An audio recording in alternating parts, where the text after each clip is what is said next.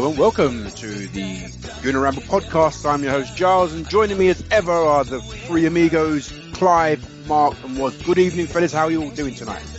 Very good, very good. Bit happier than I have been recently, so hopefully we can say some nice things tonight. Let's see, eh? Let's see how we go. There's like some 2-bit whore down Portsmouth docks, mate. So easily bought. I can't believe it.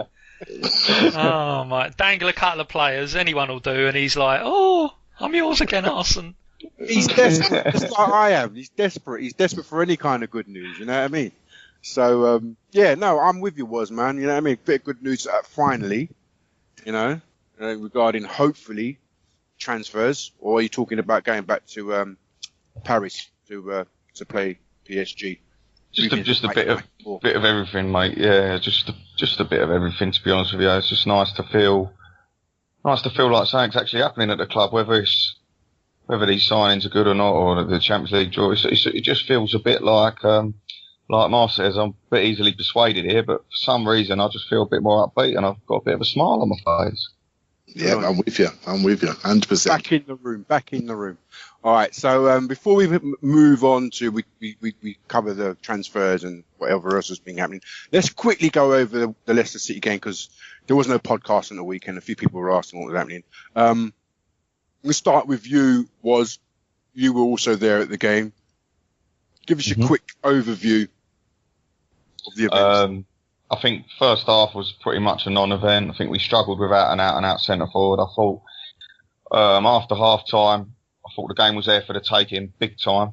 And we waited, and then we waited a bit longer. And then by the time we brought the subs on, it was probably a bit too late to nick the game, but he tried to nick it. A few issues I don't understand. The two deep-line defensive midfielders still. And I was a bit confused as to why we waited so long to bring them subs on, but I think if it would have been a point after beating Liverpool at home, people would have been saying, well, 4 out of 6, champions away, Liverpool at home, that's a good start. But with the defeat on the first day, I felt like with the game being there for taking, I thought we should have gone and took it, but we didn't. Mark. Yes, mate. Do you agree, or do you see it differently? No, I agree. I mean, it was it was a solid display, nothing more. I thought we did well defensively. I was impressed with Holding alongside Koscielny. Koscielny, I thought, had a really good game. But going forward, we looked pretty toothless. And again, as Woz says, I just sort of thought we could have. It's not even a chance, but I thought we could have brought those subs on a little bit earlier. Maybe given them 10 minutes more each to try and nick that game, because I certainly think it was there to be robbed. But it was an all right performance. I'm not going to get any more excited than that over it. And finally to you, Clive. Well, I tell you what, I tweeted out after the game that I really enjoyed that, and then I got everyone killing me saying that was rubbish, blah blah blah. I really did enjoy it, right? Because if you look at from the week before, how we just had no structure at all, we were disjointed. We came after half time and we were totally inept and sleepwalked into a thrashing, right? And 4-3 sort of made us look good. And, it could have been 5-1, 6-1, and it could have been a riot in the stadium. I looked at the game on Sunday, and we looked structurally much better. It was interesting that Holding played. That didn't 100% surprise me, because I thought he was the better of the two versus Liverpool. And it just shows again that Wenger will play you if you are playing well, regardless of your name. Sometimes, shall we say? And then. And I wasn't too worried about the centre midfield. I was hoping for a bit more from Santi Cazorla. I didn't quite see what I thought I'd see. But the issue really was all up front. I didn't think there was a massive issue deep in midfield. I think we'll get to our best two in time, and there's plenty of games for it. But I thought up front, that it was all wrong. I just felt the three of them were in the wrong position. I would have played Sanchez left, I would have played Theo up front, and I would have played Oxlade-Chamberlain on the right. Early in the season, I always think you should always go back to what I call your muscle memory. give people a chance. They're just finding their feet. Get them where they know what to do immediately when the ball arrives. Body positions are good. Why mix them around? Oxlade-Chamberlain hasn't played left more than 5 times in his career. Theo can play right, so he benefits, and Alexis plays up front, not very much on his own. So straight away, 2 out of 3 are not in their optimal positions, and you're expecting to score goals. So I thought that was poor. But there was a couple of bright spots, right? And I thought I didn't expect to see what we saw from Jack. Funny enough, I thought when Jack come on, I don't know how it felt in the ground was, but I was really impressed with him. I thought he'd lost his legs totally with England, and he lacked a bit of confidence. He came on there and he just started to strut around the pitch, and I thought he looked really good. That was quite promising. And Özil, well, I mean, when he came on, I mean, crikey, talk about different league. It was like the button just switched and we turned into a football team again, which worries me in this because we just don't look as good when he's not on the pitch. So, I thought it was. Go on. Sorry, go on, Clive. I was just going to say, I just thought that was promising. I thought Xhaka's directional play was good. He's getting up to speed and he's starting to really impose his presence. And it's just little signs of a structure appearing. And I'm not trying to pick our best team in my head right now. I'm trying to see a pattern and a structure, which is quite hard when we've got some main pillars out, like in defence and up front. But I saw some really promising signs, and I have to say I really enjoyed it. I was at the game as well. I went with Waleed, and from what my interpretation or my substance of the game is, first off, I think it was a game where both teams were lacking confidence. We both come off of defeats. Although there was a really good reception for the home team, obviously the league champions, the tifosis were out, the flags and banners were out, so they were swell. But I didn't really see them going at us as I thought they would. The structure of the team was, again, I agree with Clive. The three up front didn't really work. I thought there would have been a bit more interchanging because all three of them are flexible enough to interchange, but there wasn't a lot of that. As you said, I think Theo benefited a lot from being on the right, and he looked our most dangerous attacker, to be honest. He had 2 very decent chances. Midfield, we kind of slowly worked our way into the game. I think Xhaka was pretty good, but he obviously, there's still a few things that that will come with time. He needs to pick up the pace of the game. I think he was easily sort of dispossessed at certain times, certain points of the game, but basically his passing was brilliant, especially in the second half when the front men, especially Theo, started to change the way they were running. They were being too straight at first, and then he started to bend his runs, and then you bend your runs, that guy Xhaka will find you. That's what I found. As we started to... do you think, I don't know what you felt in the ground, right, but I was watching it, and I thought Theo, and I'm not his biggest fan, right, and I'll give him some when I feel he's had a 5-touch game, or what he did at Old Trafford, etc. But I thought he made a lot of good runs, and I thought we were very reticent to play him in. And it's really interesting, when Özil came on, Theo made a run, and bang, straight to him. Yeah. And the guy takes a lot of stick, and I give him loads, but he is very good off the ball, but you've got to use him as a target and a weapon. I felt we turned away from him so many times. I tell you what, for me, what I was watching Santi Cazorla, and I'm not sure whether it's his fitness or whatever, but he just couldn't find any space at that number 10 position. I was really surprised, actually. He was really off the pace. Like he wasn't moving. He was so easily picked off. And the only point where it started to change was when Mendy went off and they replaced him with King. And King's not a Nepalese Mendy. He's not a Conte. He doesn't get around. He's just not the same kind of midfielder. And Santi started to get a little bit more time on the ball, especially in the second half when he started to drop deeper. And found a bit more space, and it started to change. But it definitely, the flick, as you said, the flick switched, or whatever. The lights came on when Mesut came on, because he finds space. He doesn't run towards the ball. He stays where the space is, so you can find him, and it just opened up the whole game, and we just looked like a different. And as you were saying, Clive, Jack came on. Him and Özil together, they were just a different class. And Waleed was actually saying to me before halftime, look, we need to get Jack on. We need somebody to drive at them. We need somebody to actually take the ball to them. And it was a good substitution. I mean, as you were saying, I didn't pick that sub. I thought El Neni would come on. I just didn't see it. I thought Coquelin would have come off sooner. I thought he was on a yellow card, and he ended up with a really good game, and he kept going, and I thought he had a very, very good performance. And I just did not see Jack doing that. Did not see it. And when he came on, I thought, wow, another player in our squad that I've sort of semi-forgotten about. I thought he'd take a few weeks to get up to speed. But I thought straight away he was excellent. He looked really good. And you know, Theo did a lot of good work, I have to say. Like you say, Clive, we're not backward of our constructive criticism of him. And, you know, he looked pretty good. I think you mentioned that in a tweet that he was our most dangerous player, looked the most likely to score. I'm worried about Sanchez up front. He looks lost up there, and people keep saying he does it for Chile. Well, he plays in a different way for Chile. He's a second forward. He's a second forward. He's not exactly lone forward. I'm watching him run, and he's running around. He's got a caravan behind him. He doesn't do long sprints. He's a player that plays in inches, right? So I call it, you got to give him a crowd scene. Put him in a crowd scene, he turns in, he turns out, and he gets out of danger. But you just can't put him in wide spaces continually, asking him to do those long runs. Yeah. That's what Theo can do. Yeah. He's got speed, endurance, and that's what he does time and time again. Yeah. That's his skill. Long runs, repeat sprints, exactly the same pace. And we've got him in the wrong position. I thought it's really poor, really. Yeah. I thought he was anonymous. It was so obvious to me. It seemed so obvious to change that around. Yeah, he was anonymous for a second. Go on, who was going to come in there? Yeah, sorry, mate. Yeah, it's me, mate. A couple of brilliant points I just want to pick up on.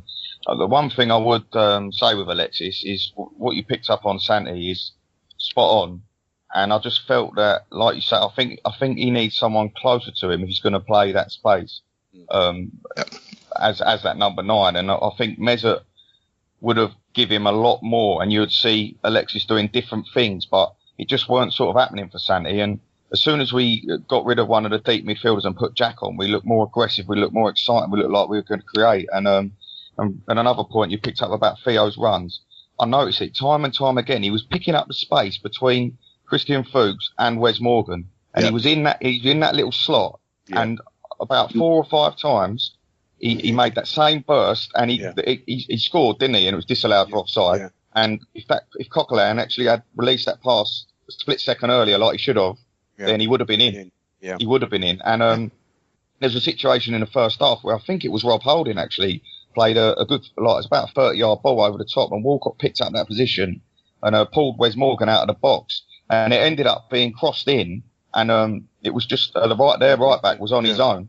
And if Giroud was on the pitch, he's got a header against the fullback there because the movement, and that's the kind of thing that we can do. And once we stretch games like that, and I mean, and also in the second half, when Theo tried to do that chip with the left foot, which I think was the right decision, he just didn't execute it. It was a poor finish, but it was the right decision. If you watch that early in the move, we break from deep in our half. Coquelin gets the ball, plays it to Özil. At the time, Walcott is at right back, and he makes a run literally straight across the pitch, and he opens up, he's gone. He's behind the 2 centre-backs, the full-backs are too deep, and he's intelligent enough to do that.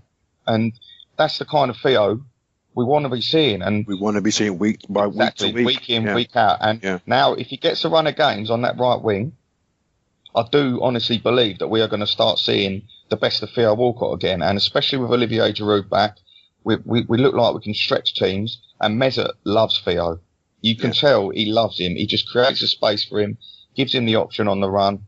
And Theo's a very different type of footballer. He's not like Ox. He's not like Sanchez. He don't like dribbling. He don't want to ball at feet as much, but he's devastating at what he does. And when you give him the chance to do that, like he did at Leicester, I mean, if his finishing was on point, he could have had hat-trick because he got in such good positions.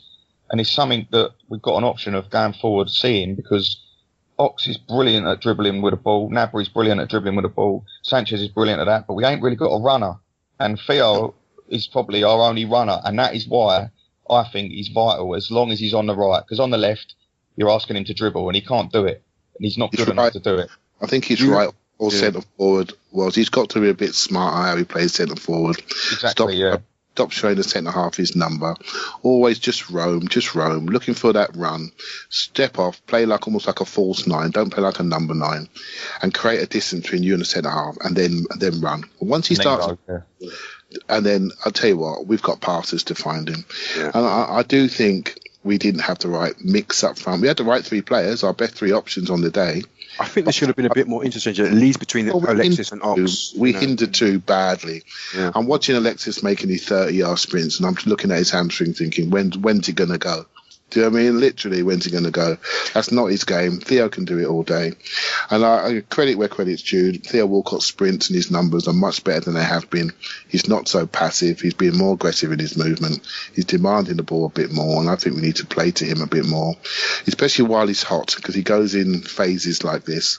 The goals may not be showing it, but well, I can see some promising signs. Yeah. That's why I enjoyed it. I saw some really promising things there for us to build upon. I really enjoyed it. Clive, he looks hungry. I think he looks hungrier. And you saw, I mean, when was the last time you saw Theo run back 50 yards and smash a player off the ball and turn and create a counter attack? Big shoulder, and he bossed him to the ground.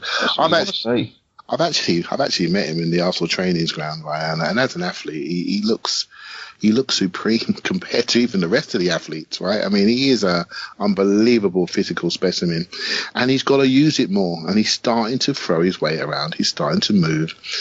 But can we trust him to continue? I hope so. You know, I hope he shows the desire to be a professional footballer at Arsenal and earn the money that he's demanded. I really hope so. We need to see more than a 1 in 5 game out of him.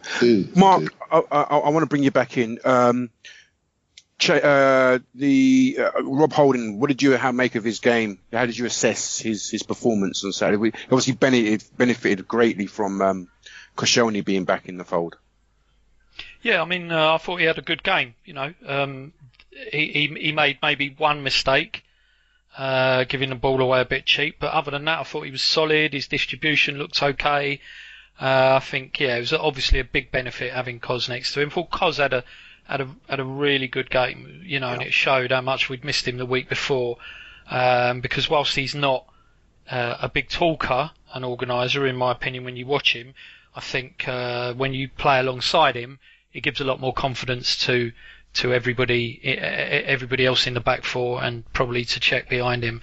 But I thought Holding looked promising. I mean, we've got to remember, you know, he's only a kid. He's got very, very little experience, and here he is being thrown in at the deep end. So my only concern is, obviously, you know, it reminds me a little bit of when Chambers came in, and he started off quite well, and he was looking the part, and we were probably saying very, very similar things. Yeah, but we were then forced into using him a lot more and moving him around. And, you know, after that game at Swansea, he took a long, long time to recover. Not just his confidence, but I think also Arsene Wenger's confidence in him. So I don't want us to do the same with Holding. So whilst Mustafi is not a signing I'm going to get excited about, but I'm not going to diss the guy either. You know, he's obviously a quality player, but we have to see how he adapts, because, I mean, you know, he's been in the country before and didn't really get much of a look in. So, you know, maybe there's a reason for that. But I think it would be good to have Mustafi and Koscielny as centre halves and have Holding as the next option until we get sort of Gabriel back. And I know there's probably a lot of people that are already saying that he looks at least as good as Gabriel, but we'll have to wait and see. Let's just not ruin the lad, you know. Yeah. Let's just not ruin him. I did notice there's a couple of times. I'm going to come to the fullbacks, because I think they made I think both Monreal and Bellerin made loads of interceptions on Saturday's game. They were far better in Saturday's game than they were against Liverpool. I think they made 4 or 5 interceptions each.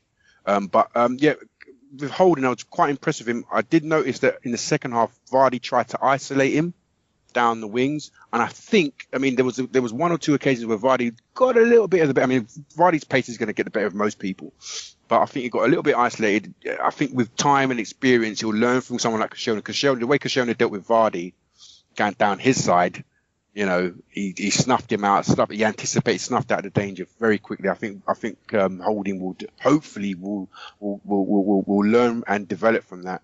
And I'm wondering if maybe that was one of the reasons why he went with Holding rather than Chambers, because Holding's got a bit of a better turn of pace. It's a bit stronger on the ball. It's got more stature, quicker. Yeah. I mean, in one-on-ones, he's more decisive. I'm sorry, at the moment, and I saw it in the summer in the under-21s. He looks the equal already.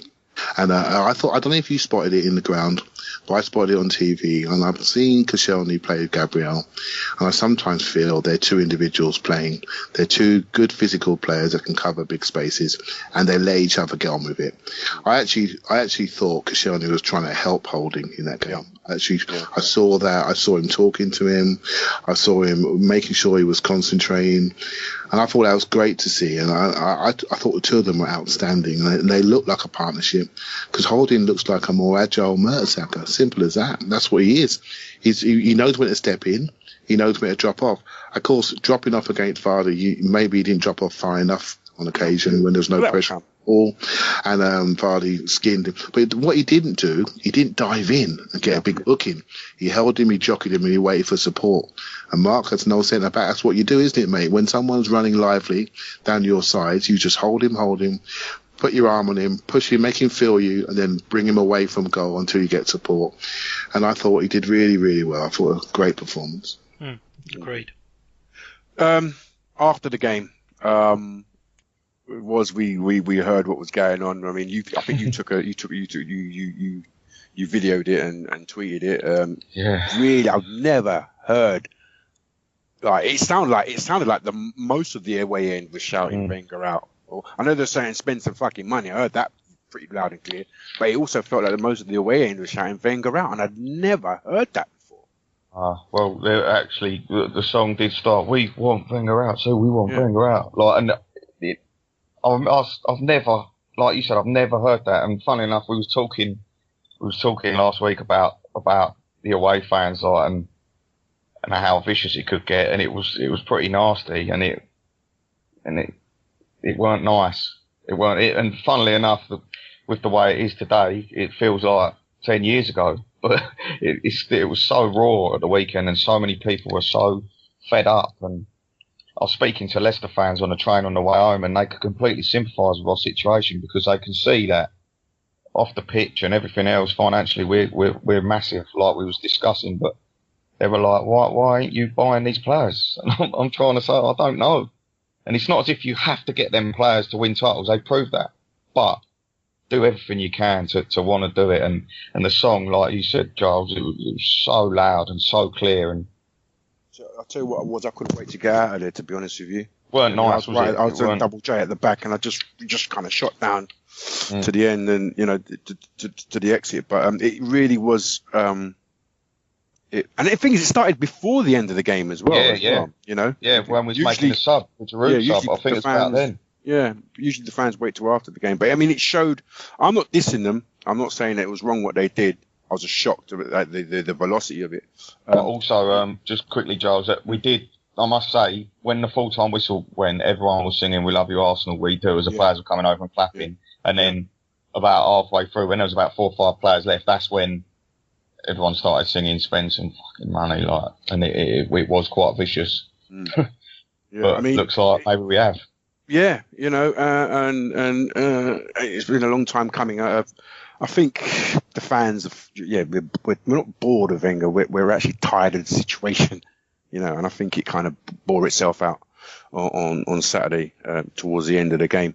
Let's move on to, people might say it's a reaction of that. We've got it looks like these transfers are going to come in. It looks like hopefully finally Mustafi's coming in for 35. Is it 35 mil plus add-ons? It's a deal leading to 35 max.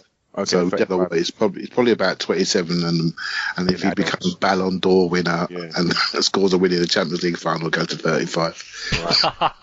That ain't happening then. Exactly. Has to be left foot volley. Has to be left foot volley, otherwise it doesn't count. We don't pay. And also this Lucas Perez, who I know absolutely nothing of, but people are saying it's very Vardy-esque. His ascension, his season last season was very sort of Vardy-esque. He's been kind of like a journeyman footballer and came back home to Depor, and he had a wonderful stellar season and so on and so on. Apparently we've pipped Everton to the post. Does anybody know anything about this? I'll tell you what, if I can go first, there's an interesting article from Matt Law just been put up this evening, and he's saying that we got offered him last week and we said no. A deal was then agreed between Deportivo, the player, and Everton for him to go to Goodison. Now the interesting thing about that is that Steve Walsh, who was the Leicester head scout, moved to Everton this summer. So, the whole thing about him being a bit Vardy-esque and him having a Vardy-style season last week is interesting that, the head scout at Leicester had, upon moving to Everton, had then picked up on this guy. Apparently, for some reason, Everton didn't seal the deal, and we went back this week and dived in late to buy him, and they've gone out today to seal the deal. But yeah, as you said, I know absolutely nothing about him. I'm sure there are plenty of Twitter scouts out there, hipster people who will be able to tell us all about him. I know there's a lot of people had a look at him on YouTube and saying, yeah, he looks tasty, he looks the sort of player we need. Again, it's kind of like, I'm not going to have a go at the fella till I've seen him play, because YouTube can just give you a completely wrong idea. I'm sure I could show you a Gervinho YouTube reel and we'd probably all think he was God's gift, but especially standing on that bloke's nads last week. But I think we give the guy a chance, but I think at the start of the summer, I'm pretty certain we weren't really looking at this level of striker to come into the club, and I'm not prepared to listen to the excuses if he is the only striker that we bring in, that he was all we could manage. But good luck to the guy. Let's hope he turns into a world beater and Arsenal can turn him into another Nick Anelka or Thierry Henry. We'll have to wait and see. I've read a couple of tweets. Was it Chris Moore Football, who's Arsenal and Depot sort of fan, and he said that Arsenal scouts were watching him a couple of times last season. So in my estimation, we probably had him on the list, but it's pretty far down on the list.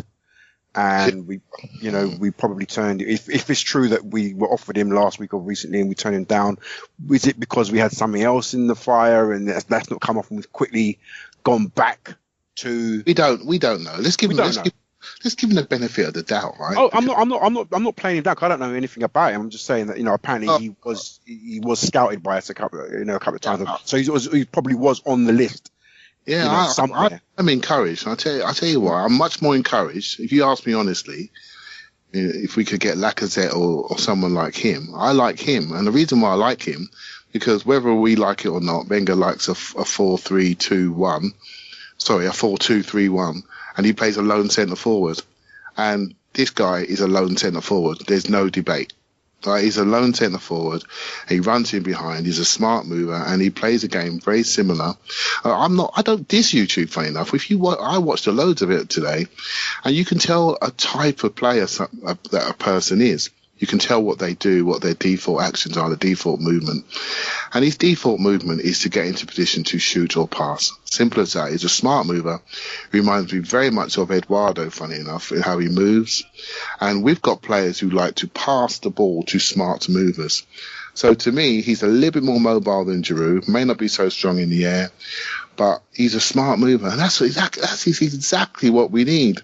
I was never a fan of this Lacazette signing, unless we were going to change our formation and go with two up top, because I think we get the most from him. I think it'd be really interesting to see how he develops into a team. And for me, it's another, I tweeted today, it's another non-red carpet player signing, right? So we've had Holding, who come out a bit tough. This guy's come out a bit tough. I don't know if you've seen how many loans he's had and how he's travelled around Europe and been to Russia, etc. And he's a journeyman. He's a journeyman footballer. And he's been loaned around. He's been moved around like Vardy was, right? And then basically he's got his chance and he's taken it. And his numbers are excellent. And I'm really interested to see what he looks like in an Arsenal shirt against Premier League quality players. But at least he's a proper centre forward, and that's exactly what we needed, and that's I'm really excited actually. Yeah, I mean I've got reasons to. I'm never going to dismiss a transfer before a player's even kicked a ball for the club, but I'm sceptical in a sense that the bloke's 27 years old and he's only ever scored more than 10 goals in one season in his entire career. He's played out in Greece, in Ukraine, and that's not saying it's a bad thing, but there's no substance to this. It's just literally someone who's exploded out of nowhere and had a fantastic season in La Liga. And much like Jamie Vardy last season in the Premier League, we were massively linked with Vardy, and I was never an advocate of that deal. And this just seems a bit similar for me, and I see it as a massive risk, but it's a risk that has to be taken because, in my eyes, he's not going to be a first-choice striker, and that isn't an issue for me. My issue is that we need another striker to rotate and to help Olivier Giroud, and that's been the case for the last God knows how long. Since he joined the club, and Olivier Giroud himself, every season has said, "I'd love competition, I'd welcome it." He's always said that. Well, you're dead right. This is going to make Giroud better. Yes, right? Exactly. Because when Giroud's fresh, I don't think many of us have many complaints, right? So, but what we do is we flog him, right? So when we flog him, he's not the same player, right? So we need him fresh, and if we got someone who can, play a similar role and give that guy 25 games off, or give him some minutes off during the season, or give him some support late in the game when he's flagging and create space for him. That's got to be better for us, right? We've got to find a way to score 20 more goals if we're serious. And so I'm just pleased we've done it, because a week ago I wasn't so confident we'd even buy a striker. To be honest, 17 million doesn't really represent that much of a risk. I mean, in monetary terms. Yeah, in monetary terms, not at all, mate. I agree. Although even he's 27, how much resale value, it doesn't really matter because it's such a small outlay, really, comparatively. So, I'm not looking at the deal for monetary terms at all. I couldn't care how much Arsenal spend, mate. To be honest with you, anymore. Like, I mean, maybe a few years ago when the belts were buckled and all that, but we got money, mate. Who cares if you got to take that risk? So, like you said, 17 million for Arsenal Football Club is dipping your toe in the water. It's nothing. Let's be honest. Yeah. Now, if this guy does come good, like Mark said, he could turn into a great player. Then fair play, but it's a risk we have to take. And even if he chips in with 10 goals this season, it's still better than nothing, because it'll keep Giroud fresh, and it'll keep the team moving forward. And I'm looking forward to seeing him play for the Arsenals. Yeah. And, better than Joel Campbell? Better than keeping Joel Campbell's not really a striker, though, is he? He was more of a that's the issue. But, that's the thing. He wasn't. I feel sorry for Joel. It's another body out, isn't it? We've shipped out Joel Campbell, and which one of the two players, Campbell or Walcott, would you have said had the most impact last season? I don't know. Anyway, that's just me saying. I think your point is valid, Mark, but I just think, as was said earlier on, we haven't got anyone else like Theo that does that running in behind. Campbell is another playmaking wide man, and we've got a few of those in Iwobi and I'll say Chamberlain, people that come to the ball. Sanchez, Özil comes to the ball, Santi comes to the ball, Jack comes to the ball. We've got all these boys who want the ball. We haven't got anyone running away from the ball, and it's all about player profiles. I think Campbell's been really unlucky, but I just don't think Wenger ever really 100% fancied him. I just don't think he did, and this was no surprise to me to see him go. However, when do you think that's also giving Theo a bit of a kick up the arse? I don't know. I don't care. Theo should be able to motivate himself now as a 27-year-old. He should be able to do that. It's time for him to own his own performances, and he started to do it on a 3 or 4 game spin now. And I was really encouraged by his performance. I think Campbell, Olympiacos away, absolutely brilliant. He saved our season, right? And he's had some great games, and that's it. I just don't think he's going to carry us to the next level, and I'm not sure if Theo is. But if I had to choose which one to stay, I'd still pick Theo. I tell you, I said earlier today that, not going out and signing a striker would be worse than going out and getting Perez. We had to get another body in there. We just had to. The likelihood of us spending 75 million on madness at this point in the transfer window was next to nil. We spent 100 million pounds this summer. So they're saying. So Jeremy Wilson's saying. These two come off. It's nearly 100 million, right? So if and I'm really now interested to see who we sell, because we're going to sell somebody. It's interesting. Yeah, it will be interesting to see who we sell. Why are we going to sell someone? Why are we going to sell someone? Do we not need bodies?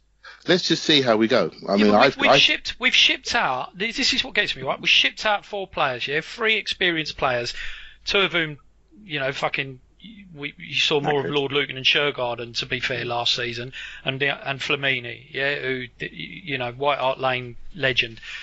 Yeah, we shipped out Joel Campbell as well. Mertesack's fucking gone till next year. Welbeck will be back in 2037.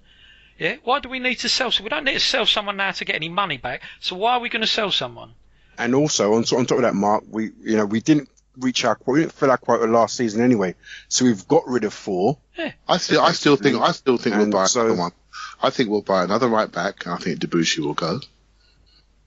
Well, I agree with that. I don't see Debuchy having any sort of future at the club, and I'd rather fuck him off now and get someone else in. Yes, I agree with that. We spent £12.75 million on him, and are probably paying around £80,000 a week. That's why he hasn't gone already, because he's not going to go until Arsenal pay him to go. Arsene Wenger, thank you very much, but yeah, go on. Yeah. We've done it, we had 3 £80,000 a week players last season that we couldn't give away. And funny how Firmino hasn't gone to another Champions League club, has he? He's gone off somewhere in Turkey. So it just shows you. And he basically played about 15 games with Ramsey centre mid last year and nearly killed us all. So that sort of stuff we could focus on, but I choose not to, even though I just said it. Right? So I'll be interested to see what happens, and I just don't count it out. Whether it's loans, whether it's people moving on, and we shouldn't be afraid of it, right? I think we hoard players too much. I think we hold them too long.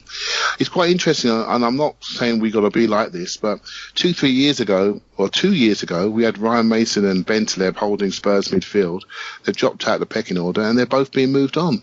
We shouldn't be afraid of moving people on if they're not going to be in the plans. The thing is, when you look at the squad now, who would you move on? Who do you think is right for me at this moment in time? Who would you say is right for moving on, Clive? I think Chambers would go out on loan. I think Debuchy should go. I think we should buy a right back, but he should be a right wing back. So when we but to be honest, Clive, these aren't. Hold on a second. You asked me a question, right? You asked me a question, right? So basically, Bellerin, he plays every single game. He has done for last year or so. We need somebody that plays like him, that's quite quick.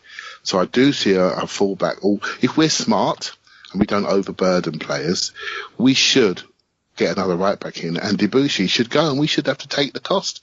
We have to wear it, right? So I think that could happen. I do think there is a potential of Campbell's gone. There's a potential of getting Gnabry in. I still think there's a bit of movement to happen in the squad, and it'd be interesting to see what happens. Chambers, I think we've really mismanaged his career, and I hope he gets a chance to play proper football.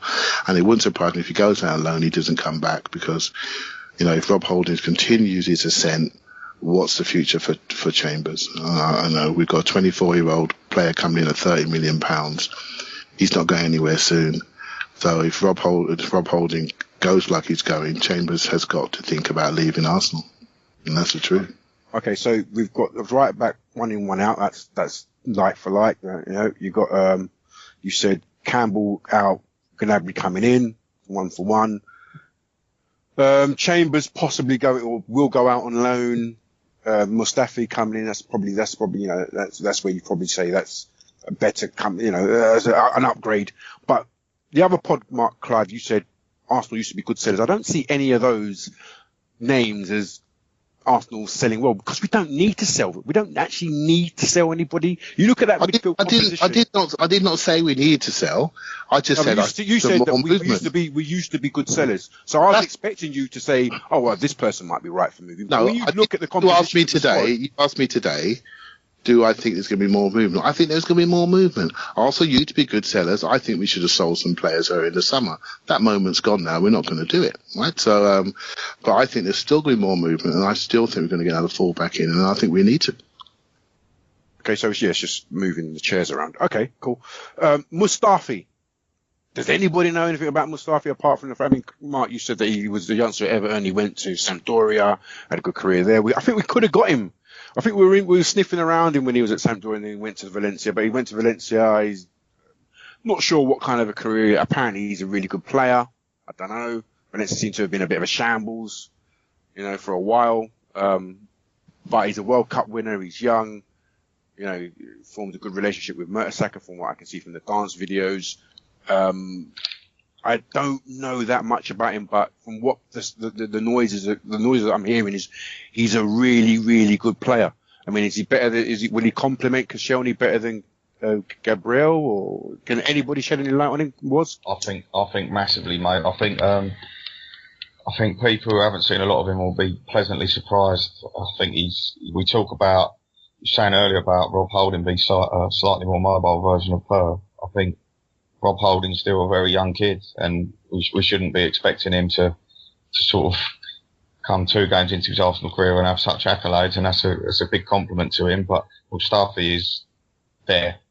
He's playing for Germany. He's 24. He's ready now. This bloke's fantastic. He'll complement Koss down to a T. I see him as a stopper and a holder. He's not an aggressor. He'll allow Koss to be the one to press and attack the ball. I see him sort of taking care of the space behind Koss, letting Koss do that, and he's intelligent. It's very rare that you'll see him smashing into big challenges and things like that, because he doesn't need to, because he stands his ground. Much like we were talking about Holding, stands his ground, he's intelligent. He doesn't often get lost in games, and he's a big old boy as well, and he is mobile enough, and I think how quick he settles in, I think he'll be fine. He's German, they've got a great mentality, they love football, and they're not shy of the physical side of things, and I really am excited by him. And to be fair, if I'd have looked at all the centre-backs and talking about the others that possibly on the market, I forget his name, the matey that Chelsea are in for, the Koulibaly. Yeah. He's a fantastic centre-back, but I just don't think he would work alongside Koss. I think he'd be super aggressive, and I think Mustafi, Koscielny at the moment is one of the best centre-backs in Europe, and we've got to play him every week. And with that captain's armband on at the weekend, he looked revitalised as a player, and like you said, he took on the leadership. I think Mustafi's going to suit him down to a T, and I'm excited for it. I really am excited for it, because I think he could be everything that people want Per to be when they don't see him. I think the only thing with Per is his slight lack of mobility, and I'd say Mustafi's probably a bit more aggressive with the ball. I think he's a better passer of the ball than Per, and I think it's just going to be good. And I think we've got a good mix there. And when you look through the spine of the team, you've got a strong spine. Granit Xhaka's a big boy, Mustafi and Koss, Cech, Giroud, big lads. We've got some big fellas in the team again, and we're not going to be pushed over in games this year. And I'm forward to it. Yeah, I've had a little look at him, and I haven't seen him live before. So what I've seen, he's a player he played centre midfield in Sampdoria, so he can obviously play on the ball a little bit. He played right back a few times for Germany, and he's played centre half. He's a right centre half. I do think, from what I've seen, and it's only clips and multiple clips, he does sort of tackle like a fullback. So he does sort of go to ground a little bit, right? So he sweeps around. I don't mind that. I'm a player that spent most of my career on my backside, so I quite like that. He does seem quite aggressive. He's only about 6 foot. I don't think he's super tall, but he is excellent in the air, a bit like Vermaelen used to be. Really quite springy. He's quite aggressive, and I think he will be the aggressor. Actually, I actually think Koscielny will be the one that comes around him. I think he's far more wants to engage. He wants to smash people early. He wants to tear through people. But he's at the right age. He's the right quality. He's experienced. And I do think his position is without question a right-sided centre-half. But my one little doubt is just how he smashes into people and how he tackles. He does tackle like someone who's been educated as a right back that maybe lost a little bit of agility and ended up centre half and made himself a really good centre half for the ball playing centre half. Again, I think it's a really good signing, and I'm really looking forward to seeing him. And we needed that spinal player. We need someone with that type of identity, and I think he's going to suit England, where you are allowed to tackle. You are allowed to be a bit more robust, and I think it's a great move. Mark, anything to add to that, or are you just waiting to see how he develops? No, I mean, again, it's like I don't watch a lot of overseas football. I can barely bring myself to watch the Arsenal at the moment, so I'm not going to have an opinion on the fella. You know, when I've seen him play for the national team, he's looked all right. He looks like he doesn't mind getting forward and maybe chipping in with a few goals as well. So yeah, good luck. I mean, at the end of the day, neither him nor Perez is the level of player I was hoping for. But you know, I think we've got to the point where beggars can't be choosers. I'm just looking at his La Liga record last season. He does stock up a fair few yellow cards, doesn't he? 19 yellows in the La Liga last season. Matches people, And I don't mind that. I was a big Keown fan. He sort of reminds me of he tears through people. You know, if you stand there, he's tearing through the back of you. And he's going through for the ball. Simple as that. I quite like that aggressive player. Once you've got someone with a real aggressive identity, you can play off of him. I think sometimes when we see Gabriel and Koscielny play, they're very, very similar.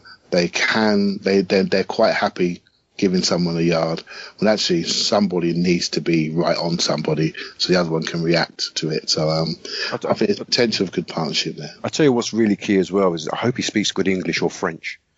I hope him and Koscielny will be able to communicate a lot easier than Gabriel was able to communicate, because I think that's another key factor. A major problem. You know what I thought in a weird way, and people may not agree with me, but I look at Mesut Ozil last week, and when he came on, I just realised how dependent we are on him as an offensive director, and I think he's a great player. If there's another player from the German squad that's coming to Arsenal, there's a potential, hopefully a greater chance for him signing a contract, because that really worries me, that the fact that he hasn't signed yet, because I can't even imagine Arsenal playing without him at the moment, because it'll take away a lot of enjoyment for me. I know players come and go, but I really think he's special. I tell you, just hold that thought, Clive. Just hold that thought about Özil and Sanchez. I just want to go to a couple of questions that we've had. One from where is he? One from Supreme _ Anarchy says, if Mustafi and Perez sign, will that be enough to mount a title challenge? Sorry? What was that? Sorry, mate. Sorry, that was me forgetting to mute. Apologies. I'm trying to book me Eurostar to Paris. Right, we'll try that again. Mark, at Supreme _ Anarchy asks, if we sign Mustafi and Perez, will that be enough to mount a title challenge? I thought that was a really good question for you to answer, actually. For me? Yeah. No. I still just think we'll come up short. I think other teams have strengthened in the one area where I wanted us to make a change, to be fair. I just think we won't quite have enough, because I just think we've got players already missing, other players who are too injury prone. Xhaka coming in who's got to adapt. Mustafi and Perez apparently coming in who are going to have to adapt. I hope so, but I can't see it. All right. Was at Callum JP92, our very own chat. Callum asked, how would you rate the window out of 10 if we land Mustafi and Perez, but nobody else? I'd say 7. And the reason is, I think Xhaka was an absolutely brilliant signing, absolutely fantastic, and he's going to be one of the best in his position out there, in my opinion. Mustafi, we needed a centre-back, especially with the injuries to Per and Gabriel, and it doesn't make you ask the question, if Per, who's been named club captain, and Gabriel weren't injured, would we even be in the market for centre-back? Not so sure. So I think he's done that out of a forced situation. Young player like Rob Holding, as I say, so far he's been absolutely fantastic. Looks still for $2 million, but he's had 2 games and he's a young lad. You can't be sort of talking about someone's career, and like Mark pointed out brilliantly, like Callum Chambers, exact same situation. And Takuma Asano we can't really talk about, and then Wakali, so no, we're not going to see them this season. And I still think 7. I'd say 7 because of the Xhaka signing, but even the centre forward signing of Lucas Perez, I still think I'd have been open for a bit more, like Mark was saying, and maybe I'd want an additional wide forward as well. You were meant to be happy. You said at the beginning of the pod you were happy. You don't sound happy. Have we drawn it out of you? Have we worn it out of you? No, I'll tell you something. I am, and the previous question, I do think we can win the league, but the one thing that holds me back is our manager for me, and I'm not sure he's going to utilise the squad to its full potential and to its ability and extract the best out of all the players. And I think if he does, I think 100% we can win the league, because I think he has built a very good squad. And I think even players like Giroud, if you use him correctly, he's good enough to win the league. And if you don't, then we're gonna struggle. And it's back. I'm on my seesaw again, but I'm going a bit more to the other side. So I'm a bit happier, and I'm looking forward to Watford at the weekend. And same. And after that, I'll be a bit more aware of where I want to be. Yeah. At Classic Mez, it says, do you think that Vio is worth a starting place in the starting lineup, or do you think it's time? I think we've covered that. I think if he continues to play like he has, he's our only player that has got that, the fizz to get in behind people. So we've answered that question. Clive, coming back to you, you're worried about Özil. Everyone seems to be worried about Özil and Alexis. They haven't signed. You reckon, or you're hoping, and we're all hoping that, if Mustafi comes, it's another German in the contingent that might make him feel that we're doing things. Are you more hopeful that he will sign the contract? I mean, because like I said last week, I will get worried if we get to December and we're still at the situation. There's 18 months left of the contracts. That weakens our position and strengthens their position. Wenger doesn't like, players getting into the last 18 months. I don't like it because historically we tend to lose them at that stage. But what's your thoughts? My thought is, I'm a lot happier this week than last week, and I'm a lot more positive that he may stay on. I do think Wenger said quite clearly that he will not be renegotiating contracts until the window's closed. So it's about getting these players in, and then come September time, we're about negotiating contracts. Arsenal, what they do, they have levels of pay, right? They have levels of contract, and they're going to up their top level now to probably about 190 grand a week. And him and Alexis will sign the same contract. So this is not about, finding, fixing the numbers. The numbers are there, right? So there's different levels of contracts at Arsenal. That's quite common knowledge. It's just whether, it's going to be a real signal, as to whether he thinks Arsenal is the place for him. And 27's not too old. His age of sports science. He's come into his peak years. Does he want to give his peak years to Arsenal? So that's the thing that I'm not sure of. I'm just not sure of it. So I do think it's more positive, but I couldn't give you an answer for both of them. If anything, I actually think Sanchez may go. I think he's been to Italy, he's been to Spain. I think he liked Italy. I could see him being back in Italy at some point, maybe next season. But I'm hoping that Özil signed. Because if you ask me which one was more important, then Mesut Özil for me all day long. Mark, now that you've finished booking your train ticket to Paris, do you want to jump in on the conversation? Sorry, mate, it's important. You know what I mean? Come on. What was it about? Sorry, no, was this about Mustafi and Özil? Yeah, well, No, that's bollocks. That's bollocks. What? Just because, one of his mates is coming, that might help him stay. I'm not saying it's the reason, but I mean, no, it's cobblers. I don't know. At the end of the day, I don't think Mesut Özil or Alexis Sanchez will be bothered about money. I think that they will be looking at, Mesut Özil will probably look at his 3 seasons at Arsenal and say, 2 FA Cups. Wow. Sanchez, 2 seasons, 1 FA Cup. I don't think they're going to be overly impressed. I think these guys at that level want to win trophies. So I think they will, I think they will hold out or insert some sort of clause that gives them a get out of jail free card. I just don't.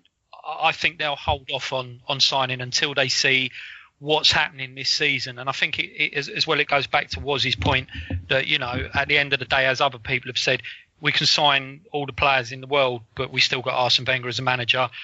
And if you feel that Arsene Wenger's been the issue, that hasn't changed.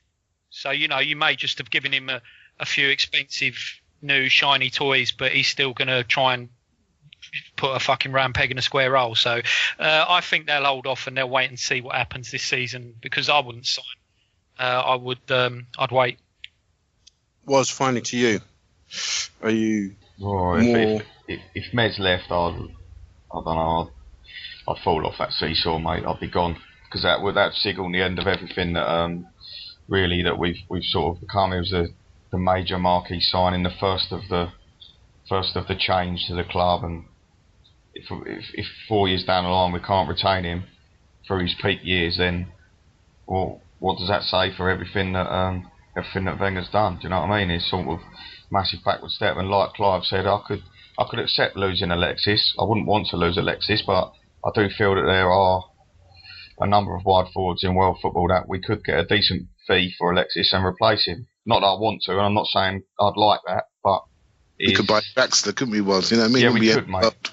And that was another thing to keep Özil here, Exactly. and the world will still spin. But Özil, I've not seen anyone like that. Never. In my life, not for a long time. Yeah, he's just fantastic. The way he plays the game, there's no one like him, and there's so many people out there that fail to appreciate his ability, and fans of other clubs who never get to see him. I feel sorry for him because he's come into this Premier League and he took a little while to adapt, but I'll tell you what, he's a physical specimen. He's unbelievably intelligent.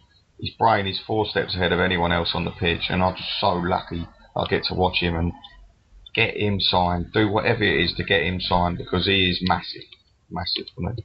Okay, finally, the last topic, we should really cover the Champions League draw. Happy with that, guys? Mark, would you reckon? Happy? Well, you must be, because you're booking your tickets. Yeah, no, I mean, I'm happy. I wanted Madrid or PSG because I'm fed up with playing some of the other teams. They're boring, and we'd only lose to most of them. So PSG, I think we're over 2 legs. We can definitely get at least 3 points, maybe 4 points out of them. And Paris is always a good trip, easy to get to. Well, it's not always a good trip, obviously, from the results, but you know what I mean. It's a good trip. Good. It's a good day out, and Basel again. You know, nice. We haven't had a Swiss club for a very, very long time, so that's good, and it's a nice place to go to. Pretty easy to get to as well. And the other team, Ludogorets in Bulgaria. You know, I'm sure that there's a good few of our travelling fans who have never been to Bulgaria, so this is a good opportunity for them. So yeah, look, I believe we can top that group, but we'll probably finish second and then draw Bayern Munich or Barcelona. Clive. Yeah, the group's nice, and of all the top teams, Paris is probably the ones I would pick, because I think Arsenal have no inferiority complex playing the French team, and they tend to do okay with them. So I do fancy us to do well there. Basel, there should be no problems. Funny enough, the Ludogorets, I'm not underestimating them actually. So hopefully, they're an unknown quantity, aren't they? Really? They're not bad. They're not as bad. They're not. There are worse 4th place teams, put it that way. And so I hope we don't catch them on the wrong night. We take them seriously. We do have to take this competition seriously, right? As Watts was touching on, if Özil was to leave and Arsenal, at some point, Arsenal as a football club, we've got to say we're going to win the group. And we have got an intention to get to the last 4 of the Champions League at least. Don't be afraid of stating your ambition. You know, it's time now. You know, it's time now. We're starting to show the purse strings are slightly opening a little bit. We can debate the quality of player, but I'm looking at the profile and the competencies of the players that we're signing, and they look like the right type of players that we need. We've added a new spine straight away this year, and I would have took those 3 players, you know, centre back, a centre mid, and a centre forward. Now, people may debate the names, but at least we've got the right profile of players in, and it's going to be interesting to see how they play. So yeah, it's about time to show a bit of ambition, at least state some ambition in Champions League, because people are starting to sort of giggle at us, continually qualifying, but never have a chance of winning it. And maybe I'd like to see that change. Got to get off on the right foot. Can't be a shambles like it was last year, can it? We cannot afford to start in the shambolic way that we started last year.